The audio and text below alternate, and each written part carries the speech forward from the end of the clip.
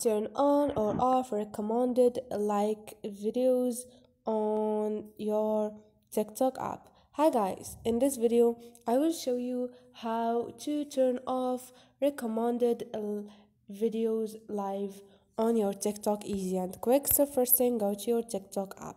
Once you are in your profile, click on those three lines up there and click on setting and privacy. Now you have push notifications, click on it. Scroll down and you're gonna find live.